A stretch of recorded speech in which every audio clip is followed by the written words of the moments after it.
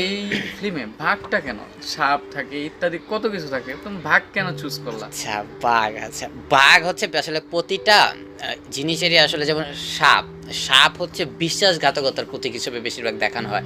যে মানুষগুলো হচ্ছে একটু মানে যে দুধ সাপ দিয়ে কাল সাপ পোষা যে টাইপের একটা কথাবার্তা আছে, তো ওই বিশ্বাস দুধ দিয়ে কাল সাপ পোষা, তো যে বিশ্বাসঘাতকতা টাইপের যে একটা ব্যাপার থাকে ওইটার সিম্বল হচ্ছে সাপ। তারপর হচ্ছে কুকুর টাইপের হিংস্র সিম্বল হচ্ছে কুকুর টাইপের এই যন্ত্রগুলো যেগুলো হচ্ছে হিংস্র টাইপের। তো বাঘ হচ্ছে ভয়ের সিম্বল। আসলে আমরা যে ভয় পাই ওই ভয়টাকে জাস্ট খালি রিফ্লেক্ট হিসাবে দেখানোর জন্য বাঘ। যখন জঙ্গলে মনে করেন বাঘের কথা শুনে তখন তো মানুষ ভয় একটা আতঙ্ক থাকে। কুকুর চিন্তা করেন, কুকুর কিন্তু মানুষ কুকুর তো আমাদের এখানেই থাকে, এজন্য ওরকম, ওই জন্যই বাঘ। কুকুর এখানে আসলে সালমান বলতো ভাই তুমি কুকুরে ভয় পাও, আমি তো কুকুরে ঘুষি মেরে দিব।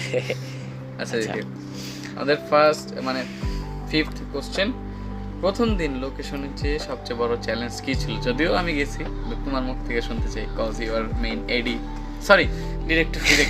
আচ্ছা লোকেশনে প্রথম যে সবচেয়ে বড় প্রবলেম ছিল মানুষ, কারণ যদি মানুষ বেশি, যেহেতু লিফট হচ্ছে একটা পাবলিক প্রপার্টি টাইপের জিনিস, যেখান থেকে মানুষ বেশি যাওয়া করবে, তো লিফট ধরে রেখে শুটিং করাটা তো আসলে কোনোভাবেই দরকার নাই। আর যদি ওইটা আমাদের পার্সোনাল বাসা ছিল না, তো ওই মানবতা থেকে আসলে সবচেয়ে বড় পেইনই ছিল যদি মানুষ বারবার লিফটে আসা যাওয়া করে, অথবা আমরা যদি বাড়িওয়ালা টাইপের কোনো মানুষ থেকে যদি কোনো রেস্ট্রিকশন পাই, তাহলে হচ্ছে সবচেয়ে বড় প্রবলেম হবে। আর যেহেতু আমাদের এটা একদিনের মধ্যে শেষ করা দরকার ছিল, তাই আসলে সবচেয়ে বড় শুটিং স্পটে যাওয়ার পরেই ভয় ছিল যে মানুষ যাতে কম থাকে।